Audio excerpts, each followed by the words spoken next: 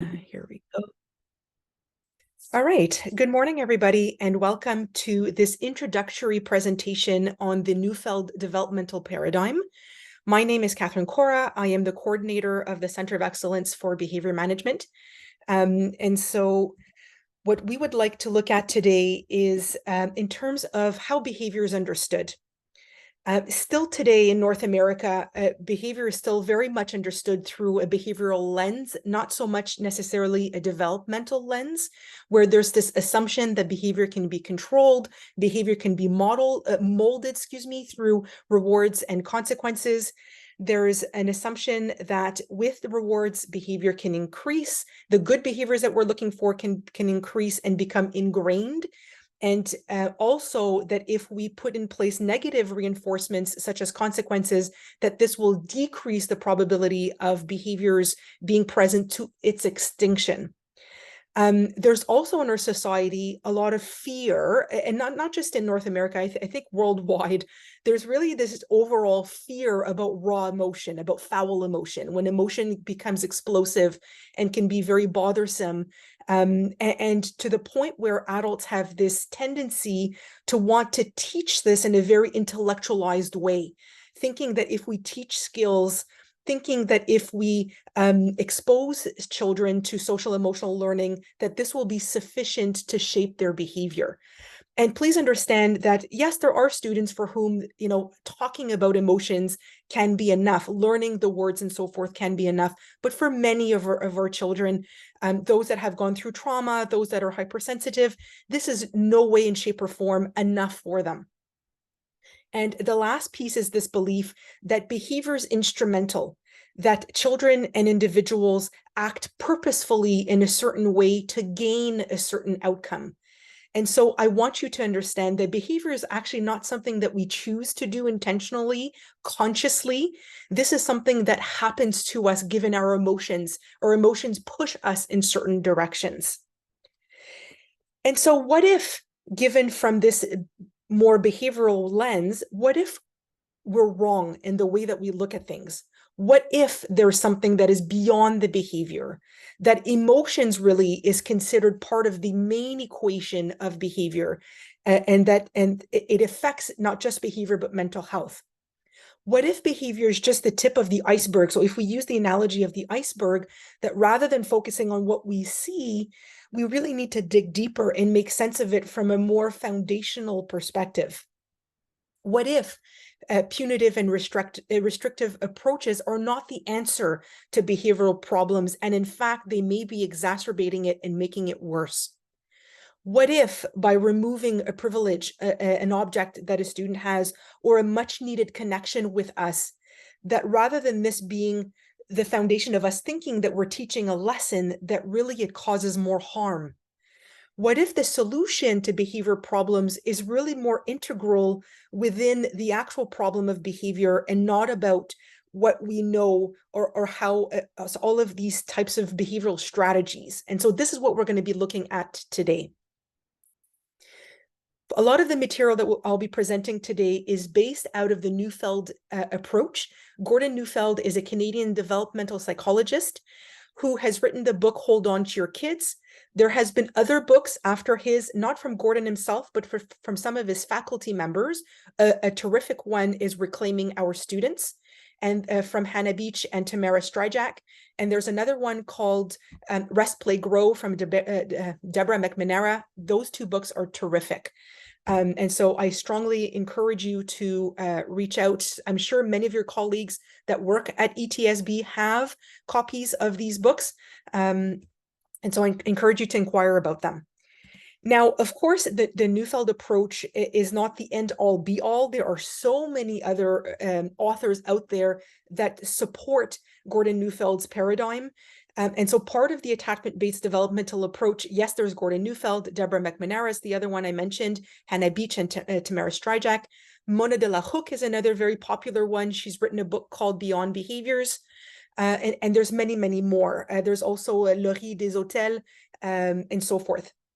In terms of the neuroscience, the brain research, There's a lot of main popular authors that are there again to support what it is that I'll be presenting today. Jay Geed is one popular one, Lawrence Steinberg, Stephen Porges, Daniel Siegel, etc. In terms of trauma is such a field now that is being more and more researched, and that is helping us to understand some of the very challenging and stuck behavior of some of our students.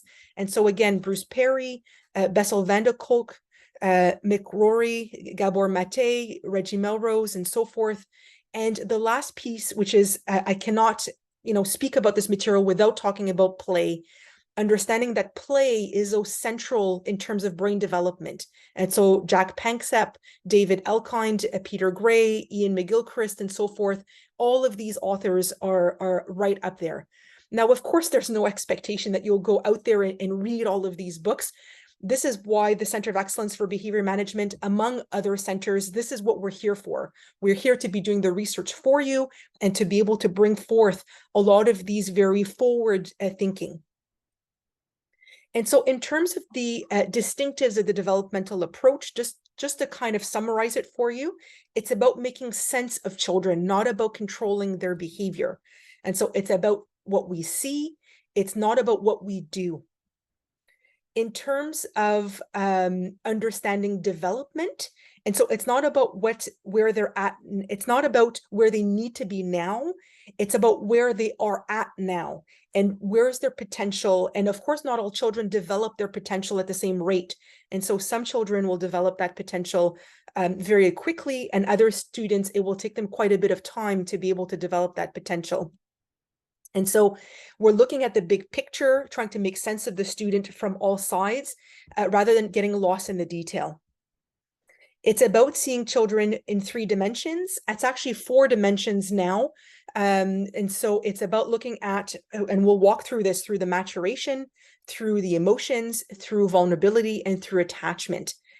And it's about us having a common language. And so part of ETSB having this developmental paradigm underneath their umbrella is to help students. Oh my goodness, sorry guys, I'll just wait for a second.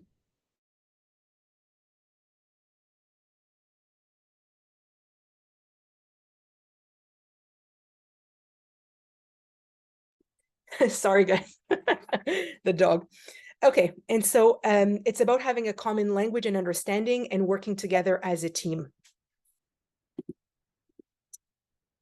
And also last piece is about providing maps. So instead of giving you these cookie cutter universal directives that really don't work for all students, especially those stuck students, what we want to do is give you a map to be able to help you kind of guide yourself through this. And using, which goes hand in hand, using directives that are interventions, that are not prescriptive. I'm not here to say you need to do this, this, and that. It is about trying to make sense of how to do this in that moment with that particular student. So I mentioned that there are 4 dimensions that we're going to be walking through. And so the 4 dimensions are maturation, emotions, vulnerability, and attachment. And so we'll walk through now the first one on maturation. I'm going to give the analogy of the plant to kind of make sense of this, where, for those who are gardeners, we are more intuitive when it comes to gardening, that we do understand that when we're planting a seed, we know that we're not, for example, a tomato plant, we're not going to be getting the tomato the second that we plant the seed. We know that the plant, once we've put the seed, it requires water, it requires sunlight, it requires nutrients and so forth. And before it becomes these beautiful, delicious red tomatoes, it actually is first these yellow spiky flowers. And so I want to compare development maturation to this, that, especially our preschoolers or 4 or 5-year-olds that we work with, and some of those older kids, but that are stuck in development and act like preschoolers, they're very, very much more like yellow spiky flowers. And so rather than trying to teach them the lesson to become the ripe tomato, or to try to mold them or to control their behavior, we're going to give them the conditions they need to become that. And so if we move, this analogy along and looking at how brain develops, you were not born with all of our potential just yet. We're born with some capacity, and then as we grow up, as we grow older, these capacities unfold. Now, please understand that it's not an automatic, it's not a given that brain will develop into its maturation. It actually requires ideal conditions. And so if an individual is born within a stressful environment and is constantly faced with adversity, then the brain is actually hijacked by survival and cannot give their energy to maturation and development. If all the conditions are there, then ideally between the ages of 5 to 7, we will start beginning to see development from the prefrontal cortex that will help bring forward all of the fruit that we're looking for. For more hypersensitive children, it is actually not so much 5 to 7, but older, 7 to 9, and even 10 sometimes, because for a child who's hypersensitive, for whom emotions are very intense, where their environment is very overwhelming, their brain, again, is hijacked by trying to cope in these conditions. And so it's harder for them to develop that maturation at the same rate. And as you can see with the brain, it's even up to our 20s and even further that the brain will continue to develop its full potential. And so for those that work at the elementary and at the high school level, you can see from a 5-year-old to an 11-year-old to here potentially a 15-year-old to a 20-year-old, how the brain is slowly but surely developing, but not fully there. And so our expectations are off if we think that a 5-year-old can act maturely in the same way as a 20-year-old can. And so for a younger individual, it's the amygdala in the limbic system that is the most central piece that is activated in the brain. This is what brings forth the flight, fight, freeze response. And so when we're feeling unsafe, when we're feeling threatened, the amygdala will kick off and send a signal to the brain saying we're in danger, and then we'll react to that. And so this is what happens in the limbic system.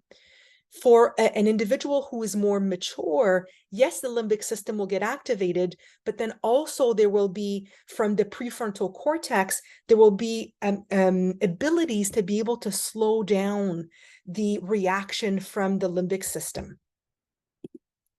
And so what we want to look at here, because we're in the section of maturation, is how does a brain mature? What does that look like? What are we talking about?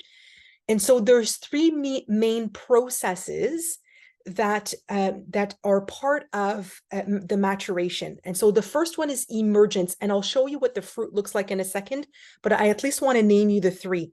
So the first one is emergence, the second one is adaptation, and the third one is integration. And so these three processes is what allows for an individual to grow up and have the fruit.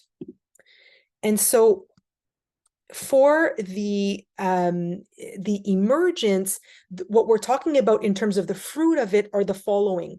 So for an individual to be able to be curious, to ask questions, so rather than being passive and waiting to be entertained, there's a curiosity, a natural curiosity that pushes forward, where the individual will have their own ideas and own values.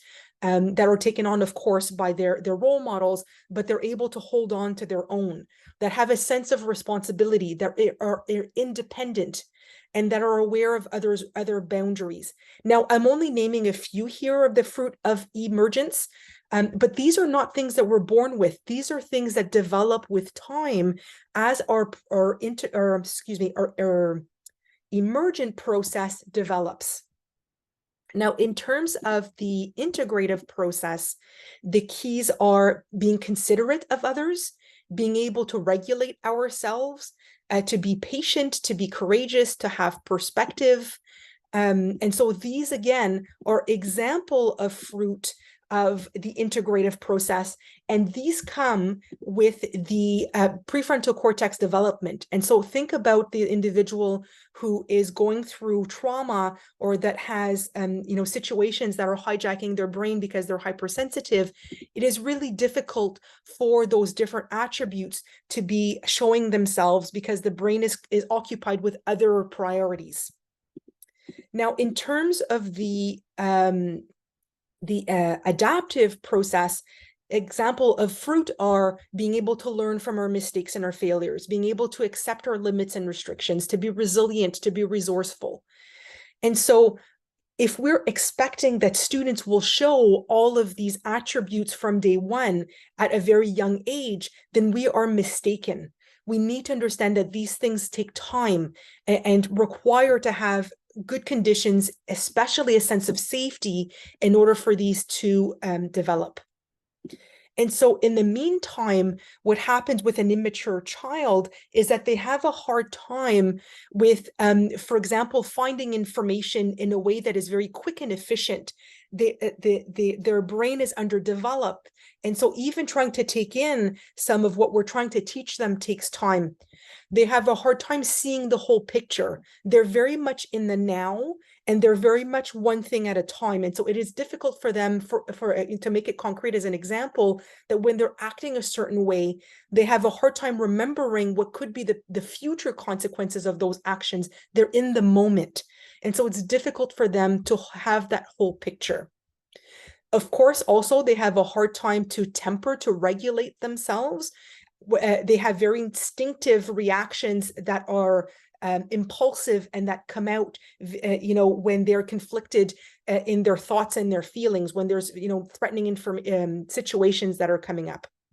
So as a result of that, even though they may know better and that they're able to express that, like sometimes when we're talking with a student, we'll see they have all the right things that they're saying, but it's not because they are able to know better that they're able to do better in that moment, because they are overwhelmed by their emotions and they're not in their reasoning. And so behavior will improve as the maturation occurs, but this will take time. So what doesn't work with immature students? For us to expect that they will display civilized behavior at all times, and that they're able at all times to control their impulses. And so they may be able at some times to do it, but they can't do it all the time.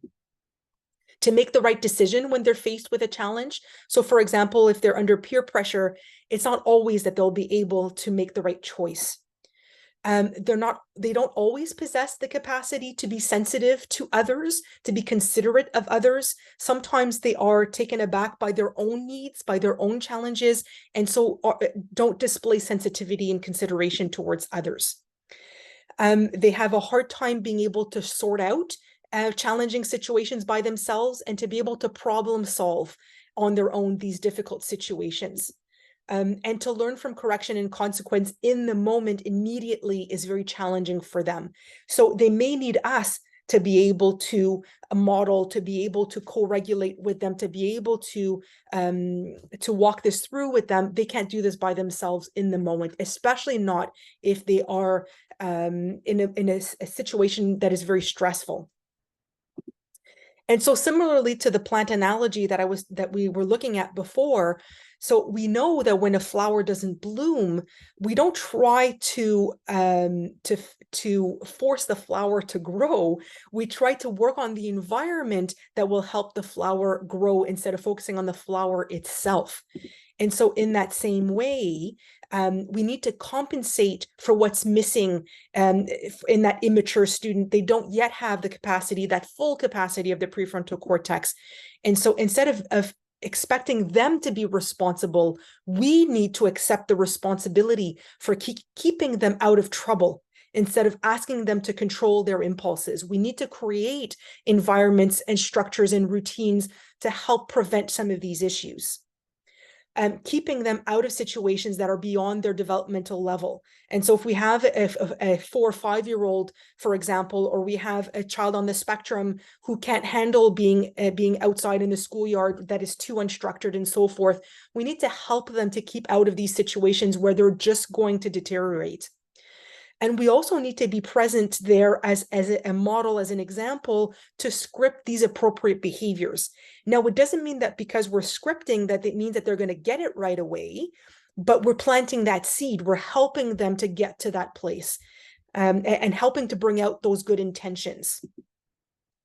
And so in order to help rather than focusing on discipline, we're going to focus on imposing order in the environment. We're going to help guide them in that environment. And so in order to help children keep out of each other's ways and to be able to create more issues in the lineup where we know oftentimes there's a lot of issues in lineup with students, we may, for example, put cues, like for example, masking tape on the floors or decals on the floor to help students line up properly. We'll practice with them lining up and so forth. In terms of circle time, again, we may have, for example, carpet swatches or hula hoops, and students need to sit within those parameters in order to help them, to guide them in that way. And these are just examples, by the way. And so again, in order to help guide the environment, if we want students to be able to, for example, place the carpet swatches properly after, putting in place visuals to help them guide what it is that we expect. So instead of just doing this verbally, it's important to be able to put things in images, to be able to give them that illustration, because oftentimes we talk too much and we give way too many verbal directives. It is important to have visual cues to remind them of this. And so for another example would be that if we want students to place back things in the bin, that we'll put images to help them guide them as to what we want to go where. And of course, practice, practice, practice. Another example in terms of compensating for their immaturity is in terms of the extra organization to help them in the classroom. And so the having with the routine and the structure, those visual prompts and scheduling. I don't often see when I come and visit classrooms, even with the older students, I feel that sometimes that's lacking. Keeping that visual schedule of the day, making it predictable for students to know what's coming up next, for how long are we doing this, and so forth, to be able to organize the task and the materials, not just in the classroom, but also helping them with their desk organization or their bin organization.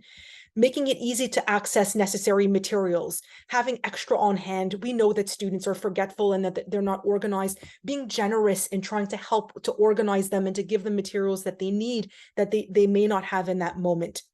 Helping with time management, helping with breaking tasks into manageable steps for them. It can be very overwhelming to have complex tasks that are into many, many steps. And so breaking that down and doing it one step at a time. In terms of group work, not randomly placing students in those groups and those subgroups. We choose what makes sense. We know that Brian and Johnny don't work well together, and so let's not put them together on purpose.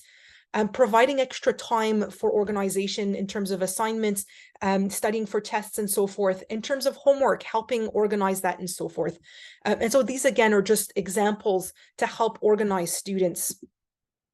In terms of these work periods that can become overwhelming because they're very long, that maybe we may provide a break, or that we may provide alternative seating in the classroom, for example, giving them some movement, giving them, in order for them to go back then to the task and be able to focus, first they need to let out some of that pent out energy, especially coming back from recess or lunch.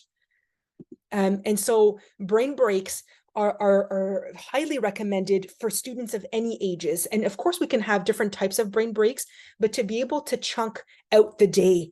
For some students, it is really difficult for them to stay seated at their desk all day. And so rather than getting them in trouble because they can't sit down, maybe they need to move, maybe they need flexible seating and so forth. And so to look at that. Oh, and by the way, you'll notice that on some of the slides, I've got links here. And so those links are to bring you to the webpage on the Center of Excellence website to detail more specifically some of these suggestions. And so our role is to anticipate and prevent. We are there to not act like the police with them in terms of giving them consequences for their behavior, but to act like a traffic director, where we are directing them in a certain way to help them out of trouble. So for example, during recess and during lunch break, that we help with extra supervision in the hallways. We know that hallways are really challenging because they're not very structured. And so to help, especially for those students that don't get along, to be able to keep them apart from each other. In the bathrooms, being able to supervise that. Lunchtime, some students need a quieter space, especially with those schools that have cafeterias. For those students, it is unbearable with the echo. In terms of substitute teachers, for some students, it's really difficult to be with strangers. And so to be able to set it up that Johnny, instead of being with that substitute teacher, will be with the school secretary, another teacher who's willing to take them on and so forth, to be able to create that environment that is predictable for them. And so this is a quick walkthrough through the maturation. Now we're going to look at the emotions section. And so in terms of emotions, please understand that emotions are not random. They actually have a job to do. And so part of their job is, the ultimate job is to help the student grow up.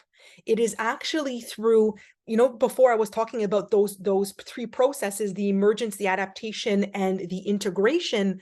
Those three processes, are actually ingrained in our emotional realm of our brain. And so it requires for us to be able to express our emotions, to feel our emotions, and to be able to walk them through and to grow up from those, that we're able to eventually mature.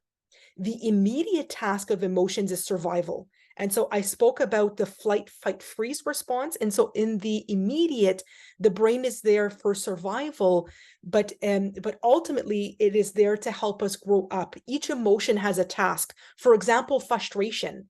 Yes, frustration, if it is not dealt with, can turn into aggression, but the basic purpose of frustration is for us to remain determined, for us to be able to push through when something is difficult, when something is not working for us. And so there is a purpose to these emotions.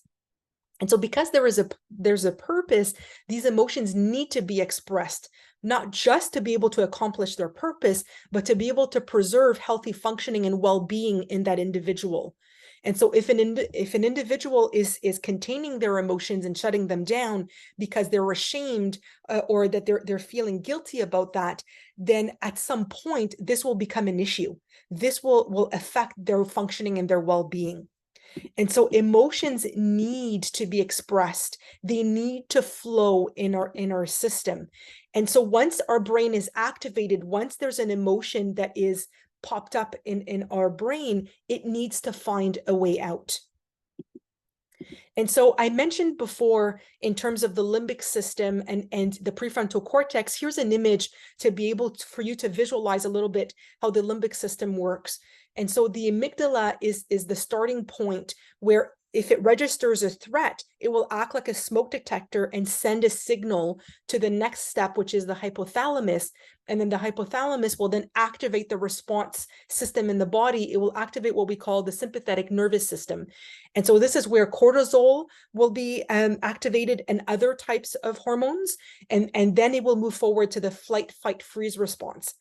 And then in order for the brain to calm, the limbic system will play, the prefrontal cortex will play into it, and then it will bring forward the parasympathetic nervous system, and to be able to reverse what the limbic system did, and then it's going to calm down the brain. And so if we look at the analogy of the iceberg, you've got the adrenaline and the cortisol that are there from the limbic system that will activate the emotion. And if we look at the example of alarm, which is, oh my goodness, I'm in danger, or the emotion of frustration is, oh my goodness, it's not working for me, then the feeling, the recognition of that physiological emotion is, I'm scared, or I'm sad, or it's not working, I'm frustrated. And so these would be the feelings. And so that's the sequence in terms of emotions, if all works well. Now, in terms for us to reflect on our emotions, to be able to self-regulate and to be able to feel our emotions, these things don't come automatically. These things require maturation and sequencing. And so there are 5 steps in order to get to the place of reflecting on our emotions. We first need to start by expressing our emotions, letting them out. And so once we've expressed our emotions and we've worked on recognizing what we're expressing, we've got words, we've got names. And so what I'm expressing now is frustration. What I'm expressing now is fear. And so, and if we are vulnerable enough, soft enough that we're able to feel our emotions, only then, once we have these three things, can we now regulate those emotions and be able to reflect on them. And so our role as adults is not to focus on reflection first. It is actually to help our students express those emotions in a safe way, in a way that is appropriate, of course, but safe. And so emotions need to be expressed. However, oftentimes emotions are very messy. They're noisy, chaotic, unacceptable, alienating, and wounding. And those can threaten the relationship.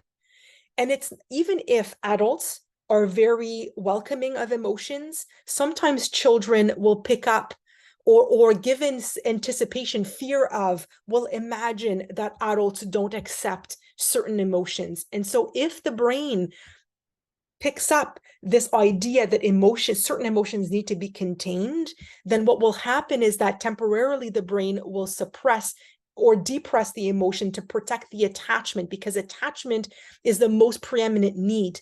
It is such a need to the point where we would push aside our other needs in order to hold on to that most priority need.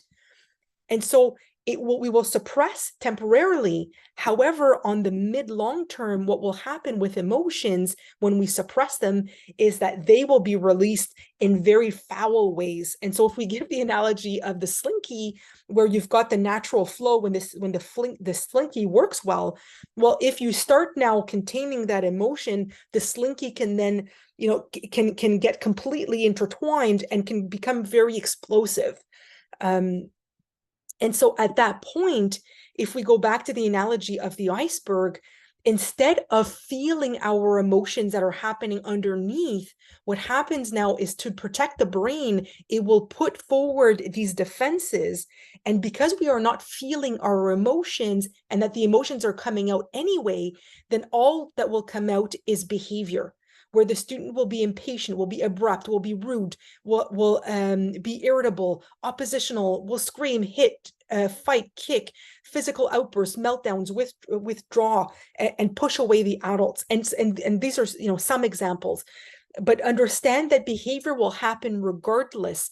The difference is that if we're able to go back to feeling our emotions, then at least we can talk about it. At least we can walk it through together and express it in a safe way.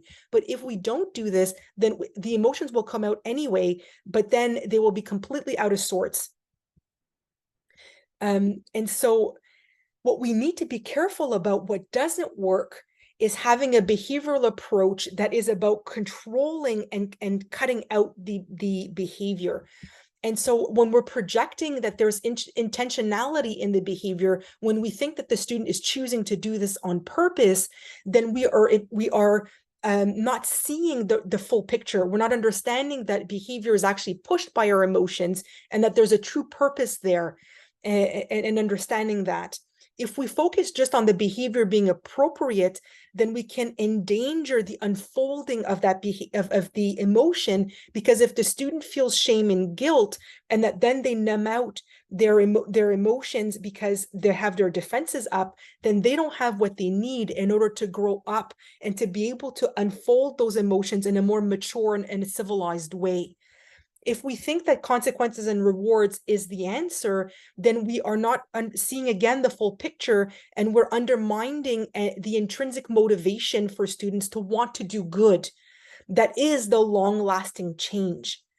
And so rather than focusing on the behavior, rather than focusing on what is acceptable, and that then the child believes that they need to experience just what is within the parameters of the attachment, that they can't be jealous, that they can't be irritable, that they can't be oppositional. All what they need to do is what fits into here, and then that will move over to the slinky kind of exploding.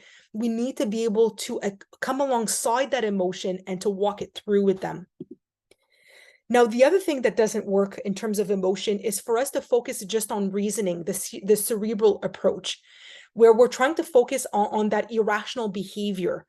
And when we're focusing on the irrationality of the piece, then we're moving away from understanding that all emotions have a purpose. And it's not about trying to make sense of it and to focus on the appropriateness of it. It is trying to get at it from the need, the foundational need. Rather than focusing on the cognition and making sense of it, we're negating the need to communicate about the emotion. And again, if we're focusing on thinking and trying to have right thinking, then we're blinding where the feelings are involved. And actually, in order to control and temper our emotions, to self-regulate, self-regulation is not about having right thinking. Self-regulation is about having two emotions at a time that will neutralize each other. So for example, when you've got an impulse to attack, what's going to neutralize that impulse is not to have right thinking, but it's actually to have caring emotions. And so if I want to hurt my friend because they're pissing me off, if I care enough about them, I'm not going to want to hurt them. And so this thought, this feeling of caring for my friend is what helps give patience, and that will neutralize this impulse to want to hurt. Same thing with courage. Courage is not about having right thinking. Courage is to have enough desire, the emotion of desire to want to accomplish that thing that scares us in order to neutralize or minimize that fear. And so if we go against the natural flow of emotions, if we're focusing on right thinking, if we're focusing just on being positive, if we're trying to pursue happiness, and that all we're focusing on is calmness and tranquility, then we're not allowing for adaptation, which is one of the three processes, to develop itself. We're actually working at the emotions backwards. And so we need to let emotions run their course. And it's only after the emotion ran its course that then we can move to talking about it. But sometimes we're too quick to moving to thought and discussion. We need to let emotions do their thing. Excuse me. The other thing that doesn't work as well is this idea of focusing on self-regulation prematurely. Now, please understand that self-control is not something that can be taught in an intellectual kind of way. It is to be regulated. If we go back to the stairs, it is actually about allowing for expressing, feeling those emotions, having the words for them. It is having that foundation that gives us what we need to be able to regulate and reflect on our emotions. And so it is not an intellectualized task. And so when we focus on self-regulation prematurely, we can endanger the processes by which it is achieved. And so if the individual is feeling shamed or guilt, then this will cause defenses and numb out the necessary feelings in order to grow the emotions. And if we focus too quickly on calming down, we're disregarding the more fundamental need for expression to come out in order for an individual to be healthy, have a healthy relationship with their emotions. And so when kids have big feelings, they are trying to communicate that something isn't right. And so our role is to be able to accompany them through that. And so how can we compensate for the overwhelm of the emotion? And so it's to provide the student with an environment that necessarily helps them to function. And so to allow for movement, for example, some students that are overwhelmed need to let out. And so part of that is not just a letting out on an emotional level, but on a physiological level as well, being able to tolerate movement, to be able to give them materials to work through that overwhelm. And so fidgets can be part of that. Weighted animals can be part of that. Giving them space. Sometimes we're too close in the moment and it feels overwhelming for them. And so to be able to give them that space, to offer alternate seating or alternate workstations for them where they can be, in a quiet place where they're able to move and so forth. Giving them jobs, providing a quiet corner, giving them brain breaks and so forth. And these are just some examples. It is so central for us to be able to be that co-regulating agent with them. And so rather than thinking that self-regulation is the goal, self-regulation is the ultimate, but first comes co-regulation. And so in order to help emotional health and growth, it requires support and collaboration on our end. Resilience can develop only in context of safety and trust. And so they need us to come alongside their emotion, to accept the existence of those emotions, regardless of how irrational or unreasonable they may seem, to normalize those feelings rather than treat them as a problem, to make room for those feelings rather than trying to get rid of them. And so sometimes all what a student needs is venting, to be able to just let it out. Or sometimes what they need is a listening ear. And so being able to accept, to invite, and to assisting them in expressing their emotions. And so when we're doing this one step at a time, eventually we will get to the fruit, to the self-regulation, but first comes the expression. Part of what we could be doing to help express in an appropriate way is to give space for play.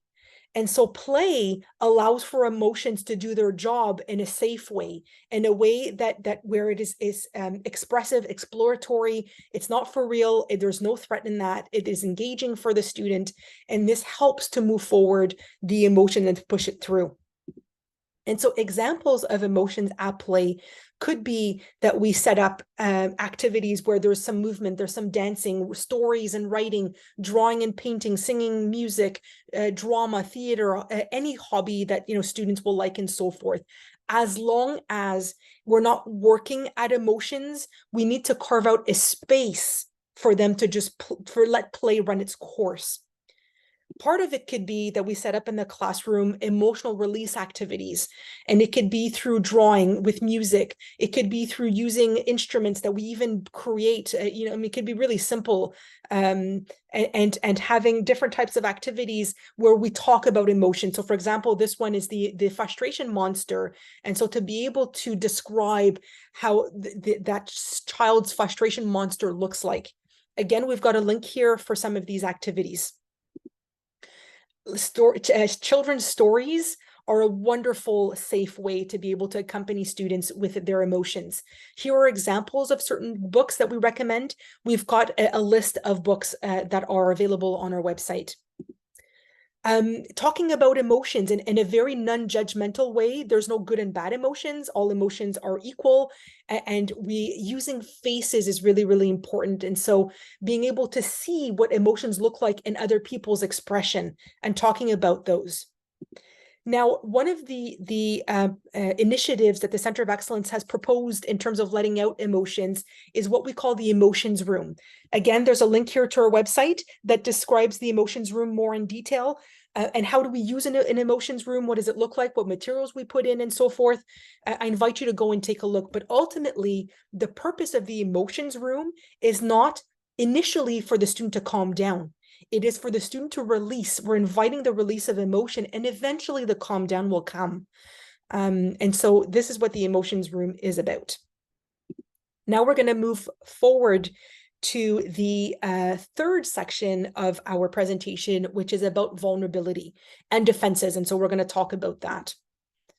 And so I mentioned earlier in our presentation, I'll just go back to that slide to give you the visual.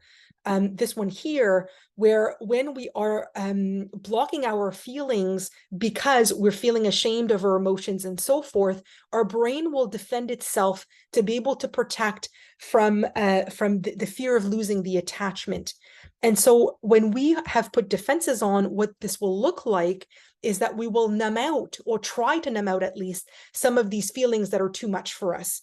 We will try to tune out what it is that we see in the lack of invitation of the other. So tune out what they're saying, tune out their body language and so forth. And we will back out at the most ultimate of relationships in order to protect ourselves from not being hurt with that relationship. And of course, it is a natural, normal thing for us to defend our brain. But the thing, though, is that the defending needs to be situational. It needs to be temporary. If we become completely defended and stuck in a permanent way, then this becomes a problem. And so the brain's mechanism of defense is that the brain is designed to protect its host from vulnerability too much to bear. It's not a disorder. It is actually meant to be this way. The purpose of these defenses is to enable us to do the work that we need to do and to not have the emotions get in the way, and it equips us to function in a wounding environment. Defenses work best, like I mentioned, when they are situational and temporary. And so defenses are automatic and mechanistic and are not willfully controlled. And so this is not something we choose to do. This is what happens to us. So I mentioned that it could be a problem if defenses are blocked on a more permanent way. And so growth actually requires softness in order to unfold. And so if the individual is not allowing themselves to be vulnerable, if they are shut down and defended and don't have enough softness, then growth will not happen. When the brain senses that there's too much vulnerability, it will protect itself, as I was saying. When the brain is protecting itself, it cannot focus on growth because the brain is hijacked by survival and by protecting itself from vulnerability. And so then what happens is that the individual remains immature. And so immaturity is at the root of and is the most likely explanation for learning and behavior problems. So when we're seeing that there's acting out, when we're seeing that there's problems, oftentimes there could be immaturity given the young age, but there could be immaturity given the defenses. And so the cost of the defensive armor is the loss of playfulness, the loss of restfulness and vulnerable feelings. There's a stint in the development where the child will remain immature. There's less flexibility in the child, especially in distressing scenarios. So they're much more rigid and have a hard time adapting. There's a loss of ability to heal, recover, and bounce back from these situations. And so there's a lack of resilience. There's a loss of empathy and caring because when you shut down your emotions, you're not just shutting down some emotions, you're shutting down all of the emotions. And so along goes with it the empathy and the caring, which will result in not just the child within their own reality, but also they will be more wounding in interactions with others. Excuse me. There is a risk of losing caring in the attachments, and there's a predisposition to a host of other problems where defendedness is at its core. And so I've named some, but there's more than that.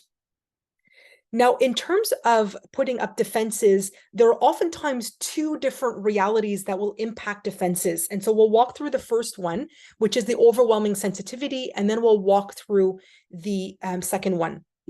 So in terms of sensitivity, what I'm talking about here is students that are, for example, not just hypersensitive, but that could be on the autism spectrum, that could be gifted, for example, that could have problems in terms of sensory and so forth. And so all of that is what is part of the hypersensitive child. Now, part of the challenge with the hypersensitive child is that they don't have what we call a healthy sensory gating system. The sensory gating system is what allows for us to filter our environment. And so when there's auditory stimuli, visual stimuli, and any other type of input, if we have a typical neurotypical sensory gating system, we're able to filter out the noise. We're able to minimize all of this input and to be able to filter out what's necessary and to focus on that. But when you have an individual who has an impaired sensory gating system, they don't get to pick and choose what it is that will come in through the gate. It is a flooding through the gate. And so they really get overwhelmed by that. And so when an individual is overwhelmed by their emotions, then not only are they more easily affected and moved by their emotions, they are also more easily overwhelmed by that experience. And in turn, this may mean that they are more likely to be stuck, where they will evoke defenses, where they will intellectualize that experience instead of feeling their emotions. And at that place, because these are students that are also quite intense, the adults have the tendency to try to focus on calming the child rather than trying to come alongside to allow for them to express those emotions. So both their inner world and what it is that they're experiencing from the adults has a double whammy where it plays a role, an impact on their defenses. So what doesn't work with those students is for us to expect that they can function as well as any other neurotypical student in the classroom and at school, that they're able to follow no problem the daily routine without struggle, that they're able to stay seated in the classroom during desk work and so forth, and to stay seated the whole time, that they're able to remain focused, well focused on a given task, that they're able to tune into the instruction automatically without needing too many cues and prompts, that they're able to manage transitions easily, whether it's in the hallway, in the schoolyard, in the cafeteria, and so forth, without being overwhelmed. And so it's an issue for us to have these expectations with these types of students, because it isn't that simple. And especially given, as I was explaining, in terms of the sensory gating system. Now, the other thing that doesn't work with those students is for us to put priority into talking a lot and trying to reason with those students. Because when we talk too much, we keep them in high arousal and in flight, fight, freeze response, because oftentimes they're already overwhelmed, and this is just more input when we're talking to them. When the child is in survival mode, they're not able to hear the words, just the tone. And so even if the words are kind, if they're feeling our stress, then this will be enough to push them over the edge. And so I mentioned they're not able to process the language, they're just hearing the tone. And so body language is really important with those students. They can't remember the future because all they're feeling in the moment is the intensity of the present. And all they're waiting to hear is, "I've had it with you." Because they're so afraid of losing the relationship, they know they disappoint, they know that they bother and they overwhelm. And so it is already a lot for them. Now, part of the strategies that are helpful for those students, and not just for those students, but them as well, is focusing on having an environment that can help them with their overwhelm. And so having a flexible classroom with having different types of seating options and different types of workstations is part of what could help them manage in the environment. Another example could be that we give them the opportunity to do quiet activities in the classroom, and this will help recenter them and help kind of bring down some of these that heightened state that they're in. Another example, and again, I've got links at the bottom. I invite you to go to our website and to look at more details on each of these.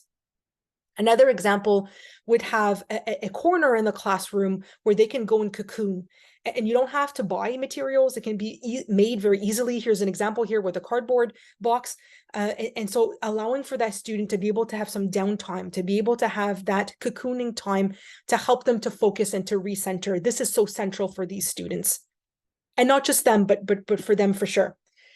To be able to move. So yes, flexible classroom, but beyond that, maybe to have brain breaks, maybe to have a movement station in the hallway and so forth, to be able to help them release some of that pent up energy. So we talked about the overwhelming sensitivity. Now we're going to focus on a little bit on the deep wounding for some of these students. And so what I'm referring to about the deep wounding is experiences of separation. So what do I mean by that? It could be, for example, parents that are not living together and that don't get along, that parents that are having a new partner or multiple partners, being removed from the home where the child's in foster care. It could be a child who's adopted. It could be a child who's in frequent hospitalization, whether it's themselves, a sibling, or a parent, a family member who's very sick. I mentioned adoption, the arrival of a new sibling, or that there's constant conflict with a sibling, death in the family, high sensitivity that is not understood, never feeling good enough, and adverse family conditions. And so we're talking about trauma here. And so for those children, the environment is just too much, is too wounding. There's too much alarm, too much separation, and so forth. They don't feel safe to express. They don't feel that they can depend on others. Their world is overwhelming, and they feel like there's no one that can keep them safe.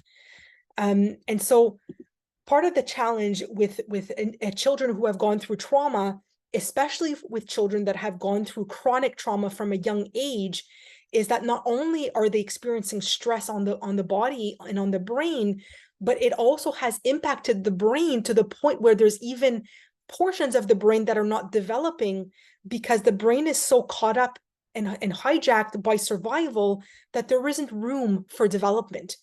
And so we can actually see by using different types of equipment that certain parts of the brain are not even activated because there isn't enough conditions and room in order for this to happen.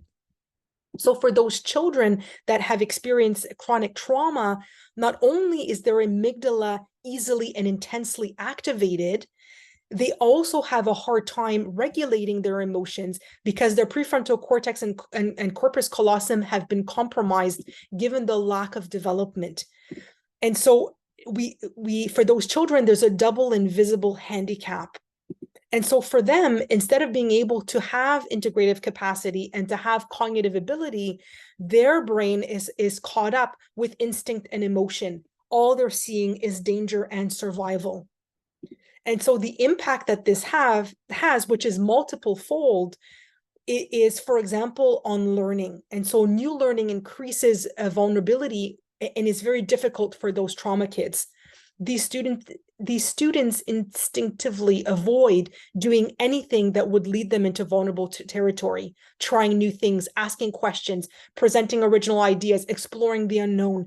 This is not something that they will even dare to try. They will not take the risk. These students are reluctant to look at their own mistakes and to attend their failures as would make them feel way too vulnerable. They find it difficult to admit their inadequacies or ignorance, or to confess confusion, as that would open them to feeling shame. They are rarely asked for assistance from the teacher, as that would create feelings of dependency and vulnerability. And so since they cannot feel sad about what's not working for them, their brain then is less able to work around these things. And so they stay stuck in their learning disabilities. And so we can see how defendedness not just impacts behavior, but also impacts learning. And so when their sensitivities are overwhelmed, whether it's by the lack of the, what's it called? Excuse me, I'm blocking there for a second. I'll just get the term. The sensory gating system, and by the defendedness, then of course there's defendedness that comes with the vulnerability of the experience. And then unfortunately, because of the defendedness, there's the missing pivotal feelings that they need to mature. And so they stay stuck developmentally. And this will lead to learning and behavior problems.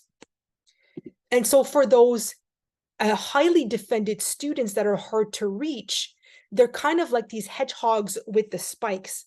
And so when they feel vulnerable, they get really prickly, just like the hedgehog. And so instead of trying to force them to bring down the pricks, we're going to try to find a way to soften those defenses.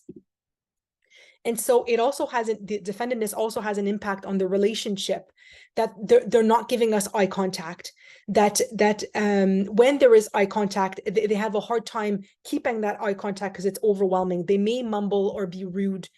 To remember from that student's point of view that attachment is feeling vulnerable, that they are better to reject than to be rejected, that they are waiting for the kindness to be turned into a but, and so, or a critique or a judgment, but that they've done something wrong. That's their most intimate fear, that they're going to lose the relationship.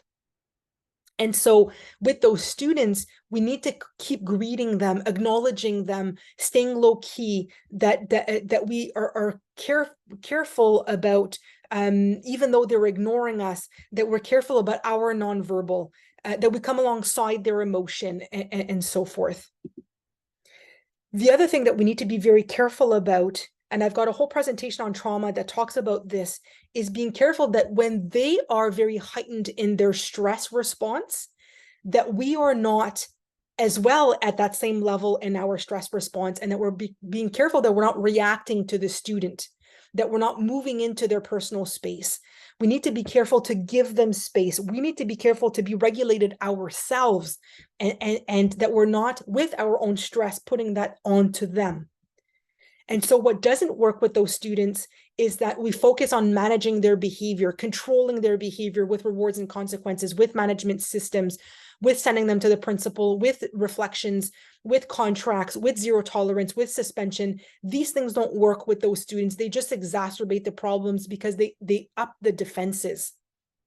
And so the resolution is that we start with relationship. And so when we've got relational support, and this helps to create safety with those students, and that helps with the emotional defenses, and they come down, then the students will feel the emotions that help them grow up and move. They will have a healthy development, and this will help result in better learning and behavior. Now, of course, it's not magic. It's not the full solution. I mean, time needs to unfold as well, but this is the way through. And so I mentioned before the double handicap for some of these students, where they have the amygdala that is highly heightened and easily heightened, and that the prefrontal cortex doesn't help temper. And so I wanted to give you guys this image to help visualize a little bit those sensitized students that we work with, that when they're caught up in daily challenge, you could see how quickly their inner stress response goes from being from a state of calm to a state of alarm very, very quickly, and so forth. And it doesn't take much. It takes only, from daily challenges. And so for the neurotypical student, for whom, they progressively go from being calm to being terrorized, but only when there's a threat, you can see for that sensitized child how quickly they jump at the level of terror, even though they're not in a situation of threat. So what we need to do is to help build resilience in these students. And resilience can only be built if there are softened defenses and if they're feeling their emotions. And so when we're working on the resilience, then we're helping them be more calm in their daily challenges. And so part of that could be to compensate for the defendedness, to provide extra support, to make it easy to access necessary materials when they don't have them, instead of shaming them for not having them. If needed, that we provide without making it difficult, what it is: materials, time to talk to somebody, to have downtime, or so, whatever it is that they need, to help with time management, with groups, to be careful who we match them with, to provide extra time, and to be mindful with homework and so forth. Other ways to decrease defendedness is to avoid, and I mentioned this before when I was talking about this, the rewards and consequences and management systems, that we avoid those behavior charts. Since students cannot see their shortcomings, those charts don't help, because it doesn't help them kind of understand the big picture and the consequences. They're in the moment, in the survival mode. And so all it does is increase the sense of shame and alarm. To avoid the reward systems, because it increases defendedness, and so forth. To avoid sending notes home, because if it separates them between them and their parents, now we're creating even more defenses as well. And so when the situation continues to be difficult and challenging, we need to rely on the strength of the team. We need to work together as a team, and to share the load of these students, rather than having one adult that is holding on to the challenge of that one student. It is important to remind adults that small changes, or actually big changes for those children, and we need to celebrate those small changes. That it is key for adults working with students, that even though they're trying and that it's not going where they want it to go, that the intention is just as important. And so even with most challenging cases, the guiding principle should be: how can we keep everyone safe, those children safe? How can we help the student to have a better day at school?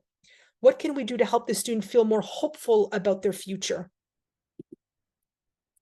And so instead of using time out, we need to focus on time away. And so what we mean by time away is that we're actually matching them with another adult.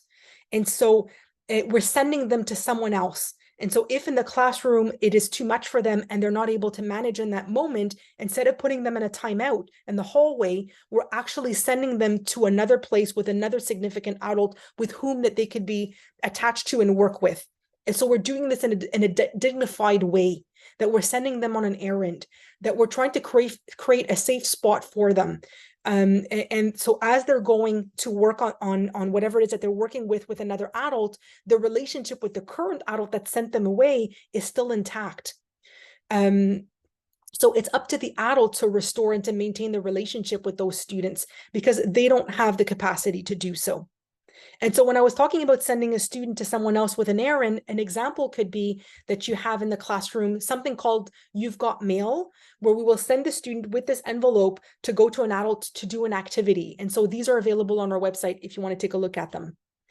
Another example of a safe place in a school, and I know that at Eastern Townships, there's a lot of schools that are starting to have these in their building, is what we call a nurturing support center. And so this would be a place where students will go to be able to recenter, will be able to express and release if they are too frustrated, to be able to work quietly on a task because they can't focus in the classroom. They need to talk to an adult, they will go there and do that, and so forth. And so that is the purpose of the Nurturing Support Center. I've had the feedback over the years, when an adult doesn't know what the center is for, to say, oh yeah, we're rewarding children for bad behavior to go to these places because all they do is play. Now, please understand that every single corner and material and resources in a nurturing support center, although from an outside eye who doesn't know may look like games and toys, they are not random games and toys. Each of these tools, they are tools, have a purpose. They've been carefully selected. They have an objective, and we are using these for a reason. And so when students come to this place, it is not meant to be for punishment. It is not meant to be for a reward. It is meant to answer to a need. And we are doing this preventatively, where the student will have perhaps this in their schedule, and they will go there to work on different things. And so again, there's a link on our website where there is more information with the Nurturing Support Center. Now we're going to move into the fourth and last section of this presentation, which is the attachment key. And Gordon Neufeld's paradigm focuses very much on the development, yes, but oh my goodness, can you not work on development without attachment? Attachment is so key, so central. And so the principles here of attachment is that attachment is the most preeminent need of a developmental being. Attachment actually surpasses basic needs like food. There's been research that has proven with animals, with primates that are very close to us as human beings, that a baby will let themselves die of hunger and thirst to be able to make sure that they secure their attachment. And so because it's our most preeminent need, it is also our biggest threat. And this pushes our buttons in certain ways. And so growth takes place in the context of a safe attachment. Attachment is part of the basic conditions necessary for growth to take place. A safe attachment figures both cares about and cares for, takes charge of the dependent being. And so although we would like for the student to become independent, this is the ultimate goal. They are working towards that, but they very much need us as a dependent being in the moment to be able to count on us, depend on us, use us as cues and so forth. And so we need to be that person for them. And so being dependent requires the ability to tolerate vulnerability. And so we need to make this easy for them, to invite dependence onto them, to make it normal and so forth. And so if a student can be well attached to us, then they will listen and attend to us. Then they will take our cues. Then they will trust us, look up to us, seek our help, like our company, feel at home with us, follow us, like us, like to please us. This is a central one. Seek to measure up to us, and doesn't want to have secrets from us. And so please understand that attachment is not a given.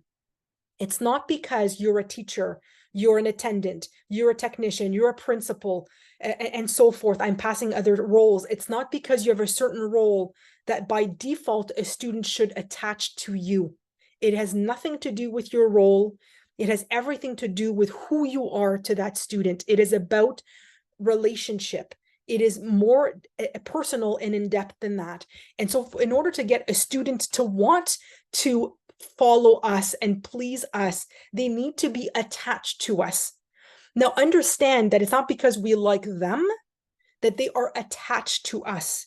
We need to work at the attachment to have it unfold. When students first start the year, unless you've had them the previous year and they know you already, they are not automatically attached to you. It will take time.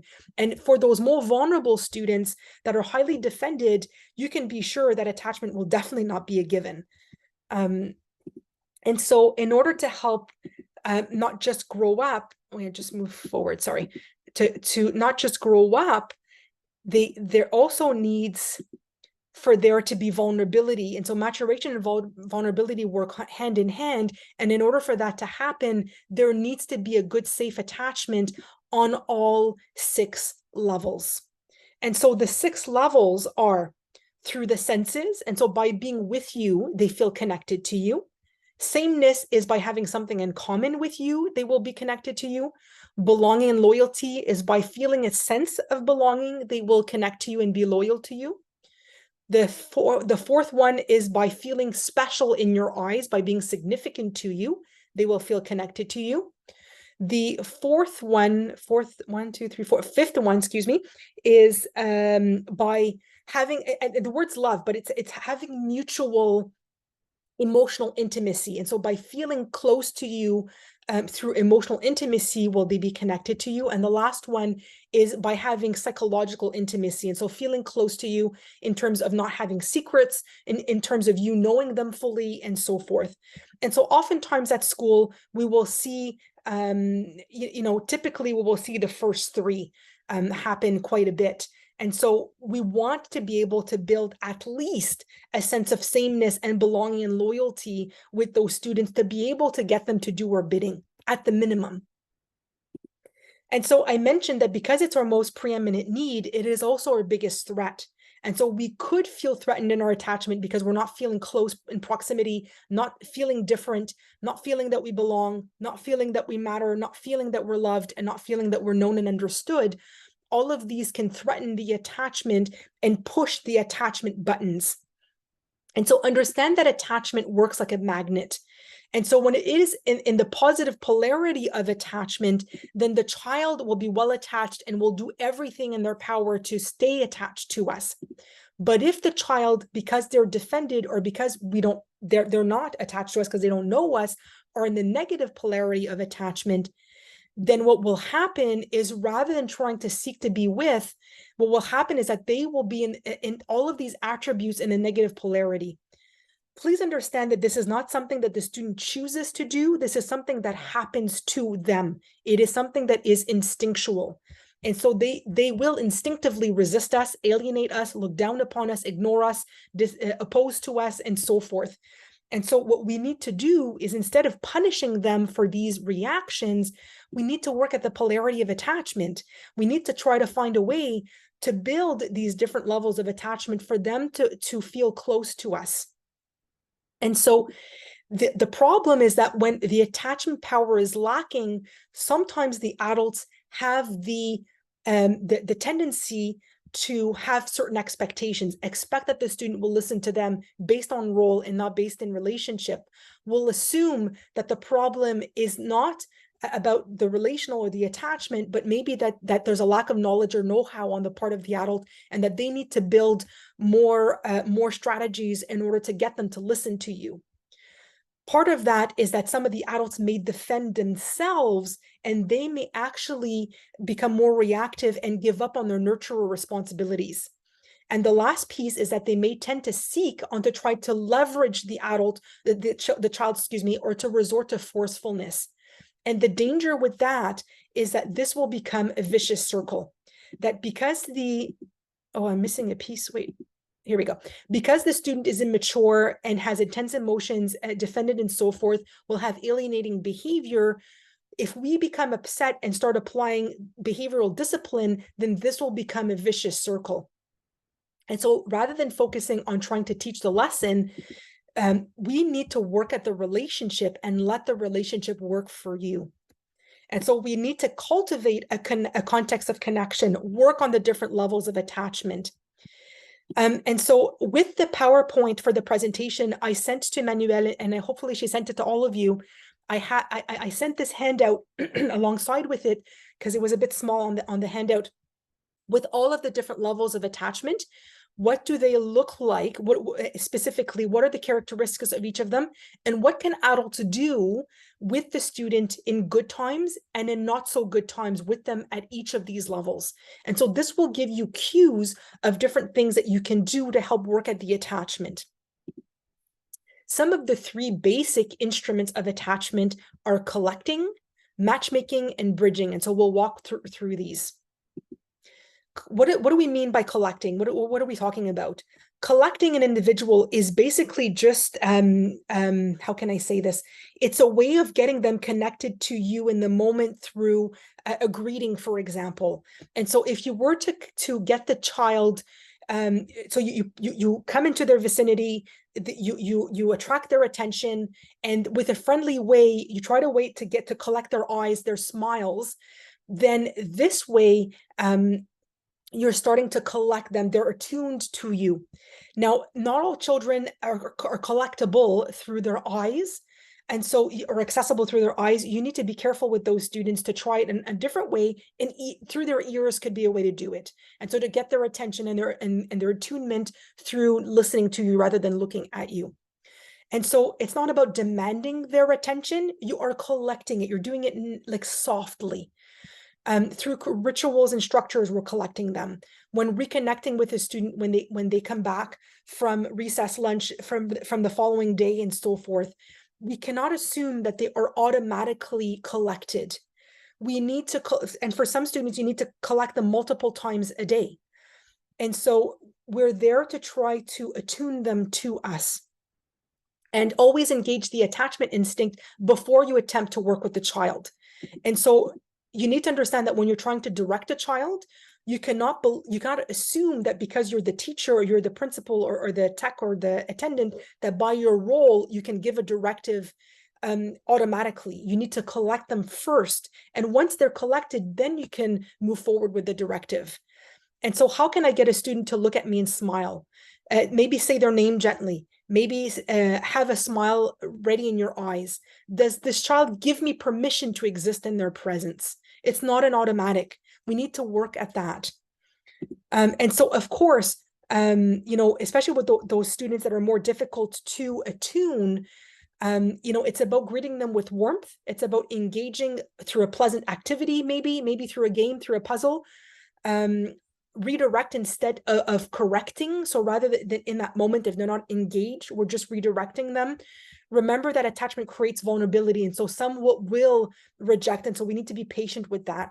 Reassure with connection as early and often as possible. So, I mean, you see here in this picture, you can tell by the nonverbal of the adult how they're collecting that child, and that child is attuned to the adult.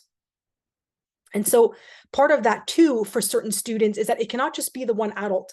It needs to be a team of adults where they need to be collected through check-ins multiple times a day. And so it could be through the greeting with the teacher at the first thing in the morning, but then they need to have a one-on-one with the tech or somebody else to be able to see maybe how their day is going, maybe, what's happening and so forth.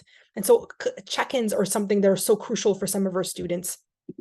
Matchmaking is really important. And what we mean by matchmaking is that when an adult is already has an attachment with that child, that we're utilizing that attachment to be able to introduce another adult.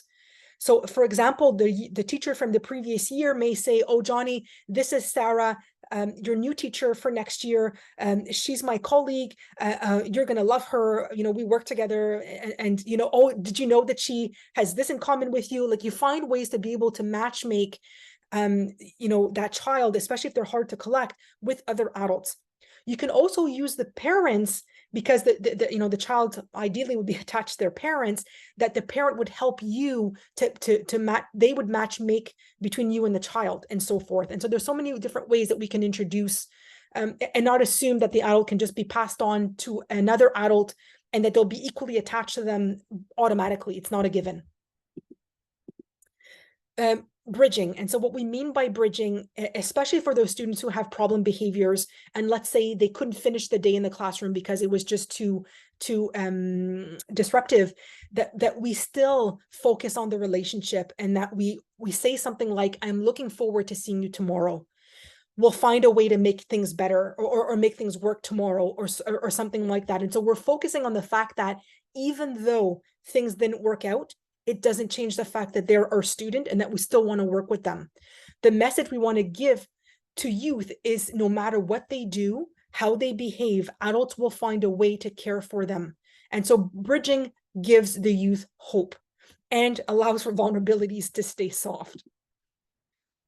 And so by increasing the attachment, being really careful about our nonverbals. And so instead of even though we may be disappointed with a situation, instead of showing disapproval, that we try to be careful with our expression, that we're showing the student is safe.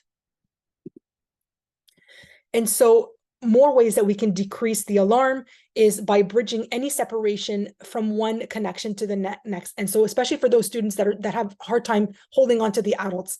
And so the adult need to go to the extra mile to hold on to them and to keep them in connection. So I look forward to, and so let's say the student was suspended, or let's say the student spent some time in the nurturing support center, and so forth, that we're really trying to focus extra with those students on that.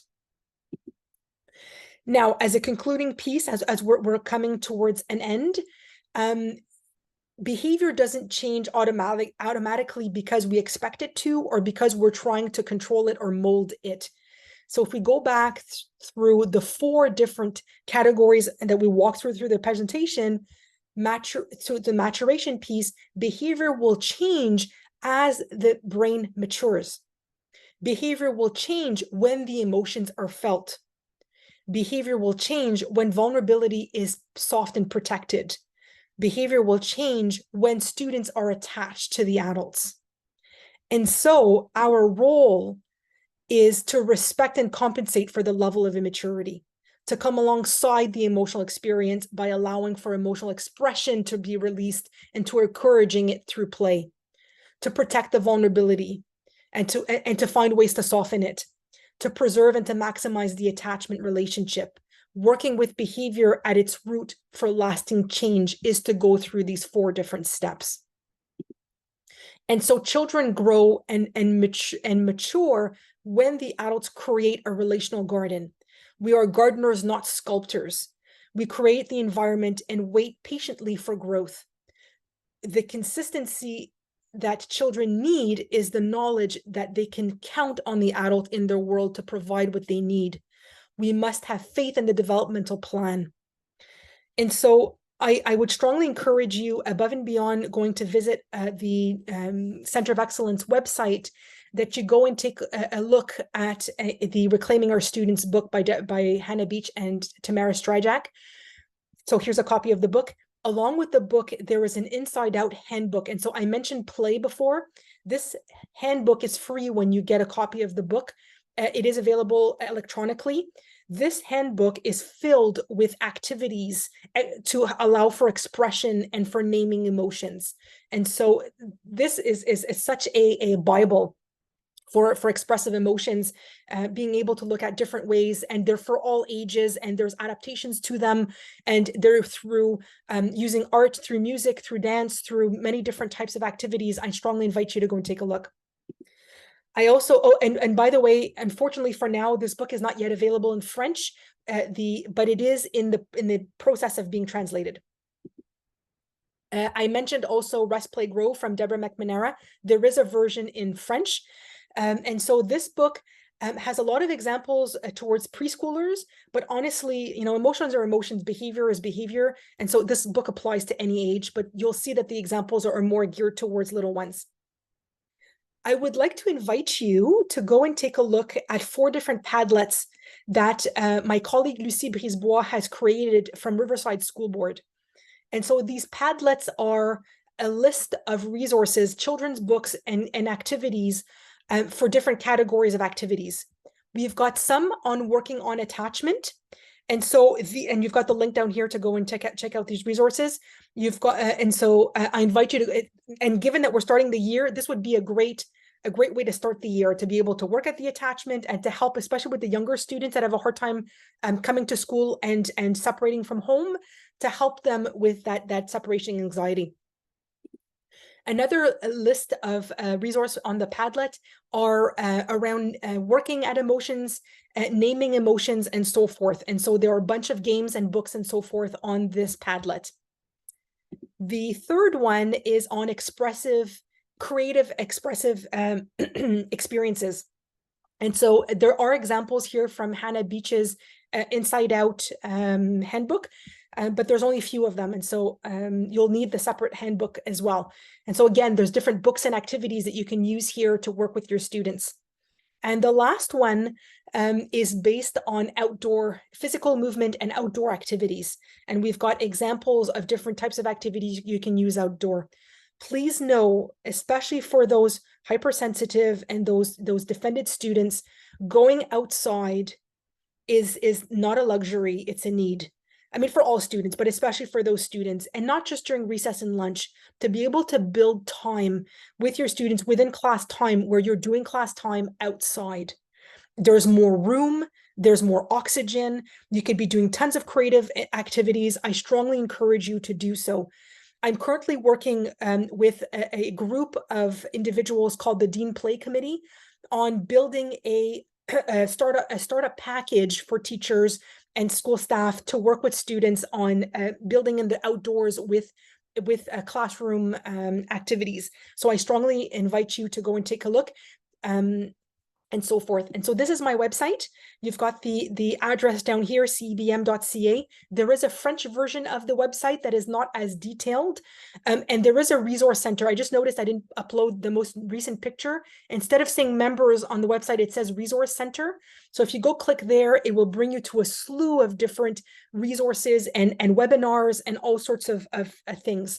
I've got a blog here with different articles. Here where there's events, I almost feel like ending the presentation. I'll just show you. I think it'll be easier if I do that. I'm going to stop sharing for a second, or I'll just do a new share. No, wait.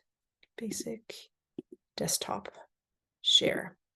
I'm just going to bring you, I think it'll be easier to bring you onto the website since we've got a little bit of time. And so this is the CBM website for those who haven't seen it. And so this is where the blog would be. Here we've got examples of certain practices. I would recommend for you, since we're starting the school year, to go underneath the August practices. So I've got examples of things to think about before the school year starts, how to set up your classroom, do's and don'ts about setting up your classroom. And I've got things about building the relationship with your students as the school year begins. So I invite you to go and take a look at this page. So it's under practices, August practices. In terms of events, so please know that right now I haven't yet uploaded events for the upcoming year, but I do keep tabs of the previous events. And so we record each of the presentations that we do. So underneath library, if you go to video recordings, you will find here presentations on different themes, and you've got a short description, you've got the handout, the participation certificate if you take it, and to complete and I ask you to complete the feedback form. To watch the video, just click on the picture. So we've got some on autism, on for teens. We've got some on dominant students, anxious students. We've got some on oppositional and resistant students. I've got some on aggressive, aggression. And so, I mean, I keep on going. Oh, before I forget, and I probably will do a provincial presentation this year. I strongly invite you to go and take a look at the pyramid of intervention.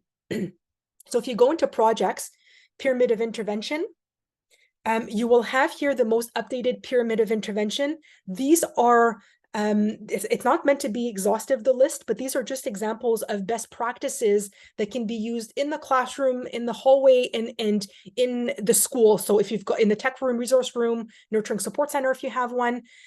So I strongly invite you to go and take a look at that. And I'll just click it open a second to show you. So what we're doing here, above and beyond suggestions of things that you can try out, we've put together considerations to help you walk through when you're working with a student, things to consider. And as you get to the end, if you've tried all of it, then it will give you a cue as to move on to the next level of intervention. So the first level is for everybody in the classroom. These are preventative universal practices. But then if it's not enough for certain students, then you move into more targeted practices, and then you move into more individualized practices. And so these are all there with a sequence of considerations to think about. I mentioned the Nurturing Support Center. So you've got a link here to the Nurturing Support Center and what that looks like. You've got videos at elementary and high school with documents. So I invite you to go and take a look at that. And I mentioned the Emotions Room. So I invite you to go and take a look at the Emotions Room, which is here as well. And I'll just bring you briefly to the Resource Center. So if you go to the Resource Center, it will open you another web page. And there you will have, by challenge, different types of resources. So if you have a student you're working with who is quite aggressive and explosive, you will have here different types of resources. So there's a placemat with different types of suggestions. There are documents that you could be using. And there's webinars that I created, and all of those are there with certain editorials and so forth. So you've got by different types of challenges. For practices, I plan on updating this page, but just know that right now we've got practices in the classroom and practices outside the classroom. I'm going to make it match more closely to the pyramid of intervention. In terms of materials, I've got here a list of different types of materials that you can take. So for example, for emotions, the Center of Excellence built different types of activities and games. So for example, for K4 Cycle 1, we've created what we call an emotions folder. So we've got a capsule on how to use it and how to create it, how to assemble it. And you've got all of the materials necessary for free to download to build it. And then we've got one for cycle 2 and 3. We've got one for high school. And so these are just some examples, but we've got so many other materials here. So I invite you to go and take a look. Emmanuel, I don't know if there's anything else you would have wanted me to show before I stop the sharing and the recording and to move to questions. No, I think we're good. Thank you. Okay, so I will stop the recording.